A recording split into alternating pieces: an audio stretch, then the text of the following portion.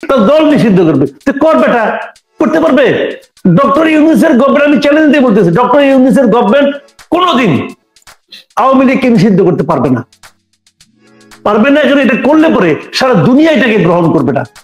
কেন দেখেন না আপনি, জাতিসংঘ যখন রিপোর্ট দিয়ে গেল অনেক কথা কইছে, এক জায়গায় কিন্তু বলে দিচ্ছে তারা কোনো দল নিষিদ্ধের পক্ষে না।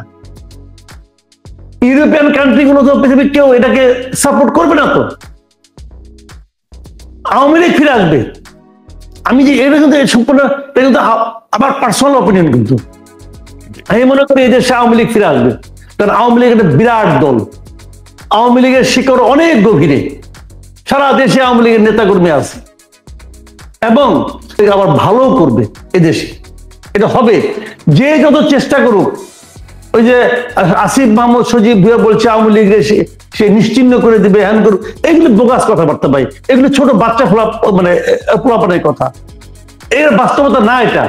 কিন্তু শেখ হাসিনা আবার এখানে আসবে। একটা দুর্ভাগ্যজনক কি আমি বলি আপনাকে, এই সরকারের কিছু কিছু লোক তারা আওয়ামী লীগকে নিষিদ্ধ করবে, আওয়ামী লীগকে নিশ্চিহ্ন করবে, এটা বলে বলে এবং তাদের কিছু আপনার বাল সুলভ কর্মকাণ্ডের কারণে তারা বরং শেখ হাসিনাকে ফেরত আনার একটা চেষ্টা করতেছে বলে আমি মনে করি। আমি এক্সাম্পল দিয়ে বলি আপনাকে, যেমন ধরেন এই যে 32 নম্বরটা ভাঙা হচ্ছে না? আচ্ছা, এটা কে ভাঙলো? এটা কি সরকার ভাঙছে? ভাঙে নাই। সরকারকে এই ভাঙায় খুশি হয়েছে? মনে মনে খুশি হইতে পারে, আমি জানি না। কিন্তু প্রকাশ্যে যেদিন ভাঙা হলো তারপরের দিন কি প্রধান উপদেষ্টা 2বার বিবৃতি দেয় নাই? 2বার দিচ্ছে। একবার দুপুরে দিচ্ছে, তার মনে হয়েছে বোধহয় বিবৃতিটা কম হয়ে গেল, আবার রাতের বেলা দিচ্ছে, গভীর রাতে। 2বার তারা বিবৃতি দিয়ে এই ঘটনা কিন্তু নিন্দা করছে। তার মানে ওনাদের নিন্দা করতে হয়েছে। কেন করতে হয়েছে? সারা দুনিয়াকে দেখানোর জন্য এটা আমরা চাই নাই। কিন্তু ওনারা এটা চায় নাই, এটাকে ওনারা প্রমাণ করতে পারছে কোনো একটা কাজের মাধ্যমে? পারে নাই। এর মাধ্যমে হয়েছেটা কি? এর মাধ্যমে যেটা হয়েছে সেটা হলো গিয়ে এই যে শেখ হাসিনা ইন্ডিয়ায় যে লুকায় আছে, পালাই আছে, অথবা ইন্ডিয়া তাকে থাকতে দিছে, যখন শেখ হাসিনার বিরুদ্ধে আদালতে মামলাটা শুরু হয়েছে এবং যখন নাকি আদালত তার বিরুদ্ধে একটা রায় দিবে অথবা আদালতে মামলার জন্য তাকে আনার প্রয়োজন হবে, তখন কিন্তু সারা দুনিয়ার কাছে ইন্ডিয়া কিন্তু একটা মানে আপনার বেকায়দায় ছিল একদিন। তারা বলতে পারতো না, যুক্তি দিয়ে বুঝাতে পারতো না যে কেন তারা শেখ হাসিনাকে ফেরত দিচ্ছে না। এখন কি হলো, এই ঘটনার মাধ্যমে তারা শেখ হাসিনার পক্ষে একটা যুক্তি আমরা ওনাদের হাতে উঠাই দিলাম। এই তৌহিদি জনতা এবং তাদের যারা উস্কাইছে তারা একটা ওদের হাতে একটা যুক্তি উঠাই দিল। কি যুক্তি উঠাই দিল? দেখেন, আমাদের সঙ্গে ইন্ডিয়ার যে চুক্তিটা আছে সেই চুক্তিতে বলা হয়েছে তারা আমাদের বন্দীকে ফেরত দিতে বাধ্য। খালি একটা অপশন আছে যেখানে ফেরত না দিলেও পারবে, সেটা হলো যদি আশ্রয়দাতা রাষ্ট্র মনে করে যে এই বন্দীকে ফেরত দিলে উনি রাজনৈতিক প্রতিহিংসার শিকার হতে পারেন, তখন তারা নাও দিতে পারে। সিম্পলি এই ঘটনাটা আমরা ঘটাই দিলাম 32 নম্বর ধ্বংস করে। কি হলো, এখন তারা বলবে যে শেখ হাসিনা দেশে নাই, তার বাবার একটা বাড়ি যেটা ব্যক্তি মালিকানায় নাই, ট্রাস্টকে দিয়ে দেওয়া হয়েছে, প্রকারান্তরে এটা প্রপার্টি অফ গভর্নমেন্ট, এটা পাবলিক প্রপার্টি হয়ে গেছে, সেইটা ভেঙে গুড়িয়ে দিয়ে আপনারা আসলে এই সরকার আসলে একটা রাজনৈতিক প্রতিহিংসার পরিচয় দিয়েছে। যেহেতু তার বাড়িটাই রাজনৈতিক প্রতিহিংসার পরিচয় মধ্যে পড়ে গেছে, অতএব শেখ হাসিনা রাজনৈতিক প্রতিহিংসার মধ্যে পড়বেই। তাহলে শেখ হাসিনাকে কিন্তু আমরা আনার চেষ্টা যে করতে পারতাম, সেই জায়গাও কিন্তু আমরা একটা সমস্যা ক্রিয়েট করলাম এই বাড়িটা ভেঙে, এবং অন্য অন্য আওয়ামী লীগের নেতাকর্মীদের বাড়িটা ভেঙে। এই কাজটা ইনিশিয়েট কে করেছে বলেন? ইনিশিয়েট কে করেছে? বিদেশি ভাষায় যে পিসাব করছে ইনিশিয়েট, তো উনি তো আলটিমেটলি ইন্ডিয়াকে সুবিধা করে দিল রে ভাই। সে তো আলটিমেটলি শেখ হাসিনার সুবিধা করে দিল। সারাদিন শেখ হাসিনা নামে গালাগালি করে আর আসল কামটা সে করে দেয় এইভাবে। এই জিনিসটা বুঝতে হবে। আমাদের অর্ধশিক্ষিত লোকেরা এটা বুঝে না, তারা পিসাব জিন্দাবাদ বইয়া মাঠে নেমে যায়। এগুলি করে দেশে যখন অস্থিতিশীল সিচুয়েশন ক্রিয়েট করে, এই যে যদি অস্থিতিশীল হয়, কার লাভ রে ভাই? কার লাভ বলেন? যার লাভ সে তার পারপাস সার্ভ করতেছে, বুঝে না এটা। এবং এটা গভর্নমেন্ট পরে বুঝতে পারছে যে গভর্নমেন্ট এটা কি করলো। গভর্নমেন্টে তার পাতা ফাঁদে পা দিছে, এখনো দিয়ে যাচ্ছে। এইটাই হলো ট্র্যাজেডি আমাদের।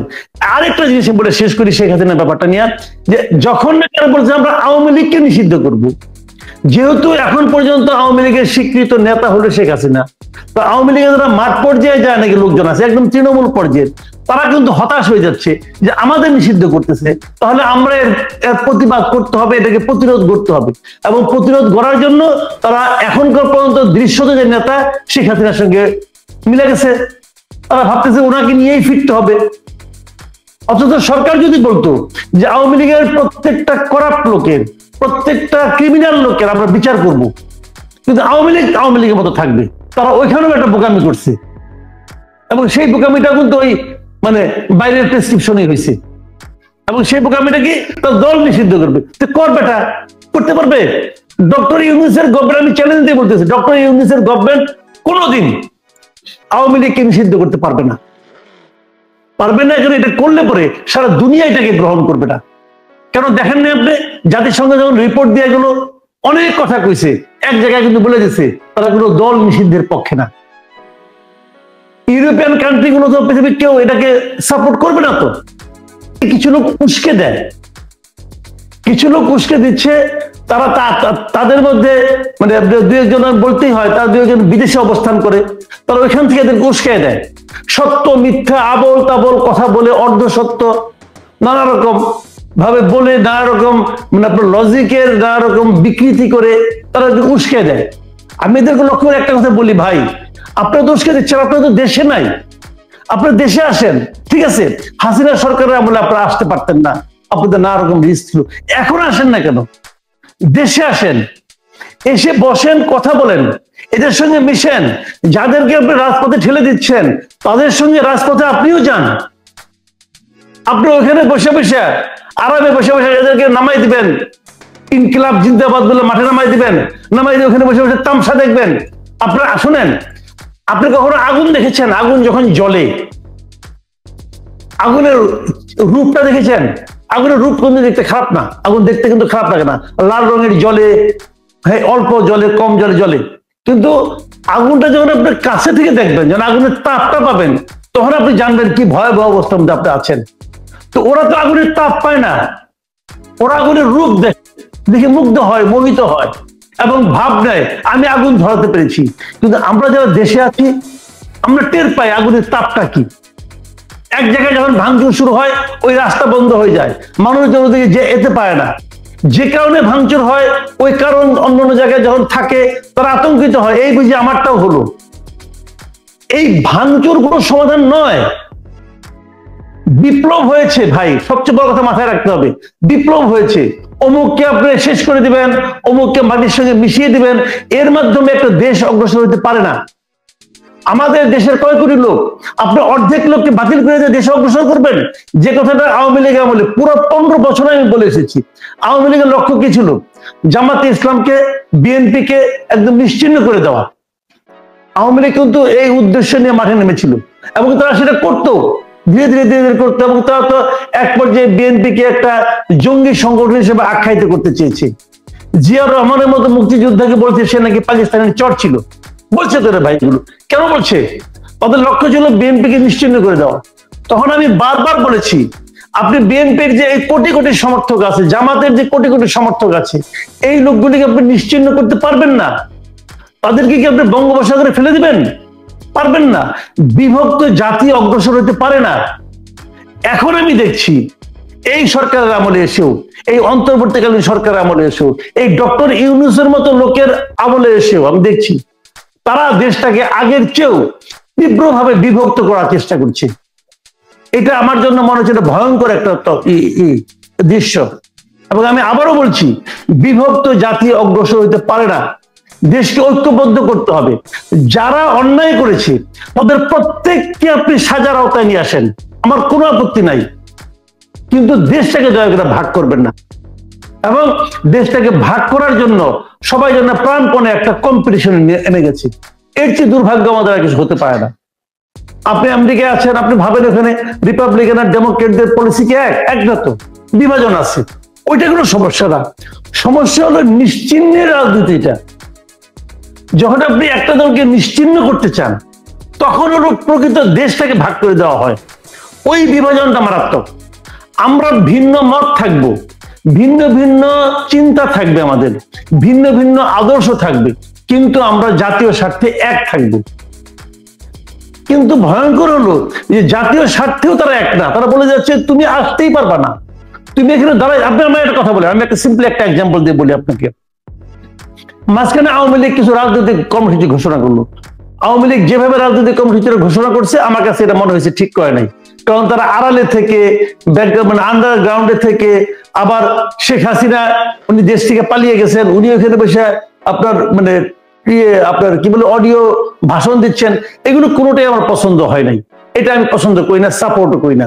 কিন্তু একটা প্রত্যন্ত এলাকার একটা আওয়ামী লীগের কর্মী, অথবা কর্মীও না, সে নৌকা মার্কা ভোট দেয়, তার ফ্যামিলি আওয়ামী লীগ করে, আজকে থেকে 50 বছর ধরে আওয়ামী লীগ করে, তার তো আওয়ামী লীগের মধ্যে একটা ফিলিংস থাকতেই পারে। তো সেই লোকটা আওয়ামী লীগের জন্য যদি লিফলেট বিতরণ করতে চায়, এবং যদি সেই লিফলেটে রাষ্ট্র বিরোধী কোনো কথা না থাকে, তাকে আপনি অ্যারেস্ট করবেন কোন আইনে? আপনার কোন আওয়ামী লীগ তো অবৈধ, মানে নিষিদ্ধ কোনো রাজনৈতিক দল না। আওয়ামী লীগ তো এদেশে একটা বৈধ রাজনৈতিক দল। এই গভর্নমেন্ট কি আওয়ামী লীগকে নিষিদ্ধ করছে? করে নাই তো। এই গভর্নমেন্ট ছাত্রলীগকে নিষিদ্ধ করছে। বুঝলেন? এই নিষিদ্ধ করাটা ঠিক হয়েছে কি বেঠিক হয়েছে, এটা অন্য তর্ক। ওই তর্কে আমি যাব না, কারণ নিষিদ্ধ গভর্নমেন্ট করে ফেলাইছে। গভর্নমেন্ট যখন কোন একটা নিষিদ্ধ করে, এবং গভর্নমেন্টের সে আইন আছে, সে আইন দিয়ে নিষিদ্ধ করছে, যখন নিষিদ্ধ করছে তখন সেটা নিয়ে আমি আর কোনো কথা বলবো না। আইন, সরকারের অনেক আইন থাকে যে আইনটা আপনার পছন্দ হয় না, আমার অনেক আইন আছে পছন্দ হয় না, কিন্তু আইনটা আমি অপছন্দ করতে পারি, কিন্তু আইনটা আমি অমান্য করতে পারবো না। আমি সব আইন মানার পক্ষে। আমার যদি আইনটা অপছন্দ হয়, আমি আইনটা পরিবর্তনের চেষ্টা করতে পারি, কিন্তু আইনটা যতক্ষণ আমি পরিবর্তন না করতে পারবো, ততক্ষণ পর্যন্ত আমি সেটাকে অমান্য করতে পারবো না। তাহলে আইন বলে যে আওয়ামী লীগ একটা বৈধ দল।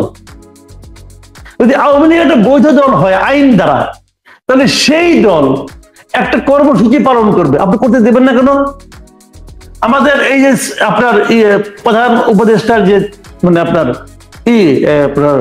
প্রেস সচিব যিনি আছেন, উনি বললেন কি লিফলেট বিতরণ করে তাকে অ্যারেস্ট করা হবে। আমি সিম্পল একটা কোশ্চেন করতে চাই, আপনি গ্রেফতার করবেন কোন আইনে? আইনটা কি? কোন আইন নেই। কিন্তু বিএনপি তো অনেক কিছু বলে যে সরকারের পছন্দ হয় না। জামাত ইসলাম তো অনেক কিছু বলে যেটা সরকারের পছন্দ হয় না। এখন জামাত যদি ওই কথাটা বলে, তাকে অ্যারেস্ট করবেন আপনি?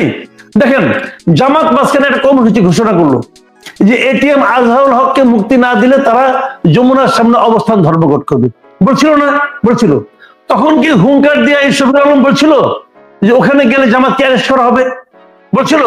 বলে নাই তো, বলে নাই। কিন্তু জামাতের এই কর্মসূচির বাস্তবায়নের জন্য আমি নিজে কানে শুনেছি জামাতের অনেক লিডাররা বলেছেন হাইকোর্ট ঘেরাও করা হবে যদি মুক্তি না দেওয়া হয়। এটা তারা বলতে পারে? বেআইনি কথা বলছি। আপনি হাইকোর্ট ঘেরাও করতে পারেন না, এটা তো আদালতের ব্যাপার। কিন্তু তারপর তাকে অ্যারেস্ট করা হয়েছে? হয় নাই। কেন হয় নাই? হয় নাই এই কারণে যে এটা তাদের রাজনৈতিক বক্তব্য। দেখেন, এটা কিন্তু মানে রাজনৈতিক, এটা কিন্তু কিঞ্চিত আইন লঙ্ঘনও আছে, তারপরেও এটা কিন্তু রাজনৈতিক বক্তব্য হিসেবে ইগনোর করা হয়েছে। আর আওয়ামী লীগ লিফলেট বিতরণ করবে, লিফলেট বিতরণ করলে তাকে গ্রেফতার করা হবে। তখন পর্যন্ত কেউ জানে না ওই লিফলেটে কি আছে। এটা বলে কিভাবে? তাও কে বলতেছে? সরকার একজন কর্মচারী, মানে যার বেতন আমি আপনি দেই, আমার বেতনভোগী একজন কর্মচারী, সে বলতেছে, এবং ওই যে আওয়ামী লীগের লিডার অথবা আওয়ামী লীগের কর্মী, তার কাছ থেকে কিন্তু সরকার ট্যাক্স নিয়ে এই লোকটাকে বেতন দিচ্ছে। তো সে বলতেছে যে আমার চাকর বলতেছে যে আমার মনিব যদি এই কাজটা করে তাহলে তার আমি অ্যারেস্ট করবো। হইলো ভাই? এটা হইলো? এই জিনিস আমাদের দেশে চলছে। এই যে চলছে, যখন নাকি আইন প্রয়োগকারী ব্যক্তি আইন ভঙ্গ করছে, তখন কিন্তু সাধারণ মানুষ ভাবে তাহলে আমি আইন ভঙ্গ করতে পারি। তখন একটা বিশৃঙ্খলা তৈরি হয়। এই বিশৃঙ্খলাগুলো করা ঠিক না।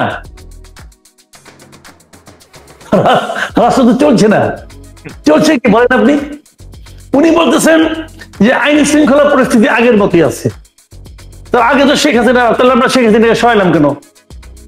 আইন শৃঙ্খলা পরিস্থিতি আগের মতো রাখার জন্য আপনার কেন হয়েছে? দুই নম্বর কথা হলো উনি বলছেন যে আইন শৃঙ্খলা পরিস্থিতি ভালো আছে, উনি বিবিসি কে বলছেন। যেদিন বলছেন তার 3 দিন আগে ওনার স্বরাষ্ট্র উপদেষ্টা রাত্র 3:30টার সময় প্রেস কনফারেন্স করে। রাত্র 3:30টার সময় স্বরাষ্ট্রমন্ত্রী কি প্রেস কনফারেন্স করছে কেন? কেন? ও নৈশ সঙ্গীত শোনানোর জন্য? তার মানে আইন শৃঙ্খলা পরিস্থিতি যদি খারাপ না হতো, নাজুক না হতো, তাহলে সেটা করতো?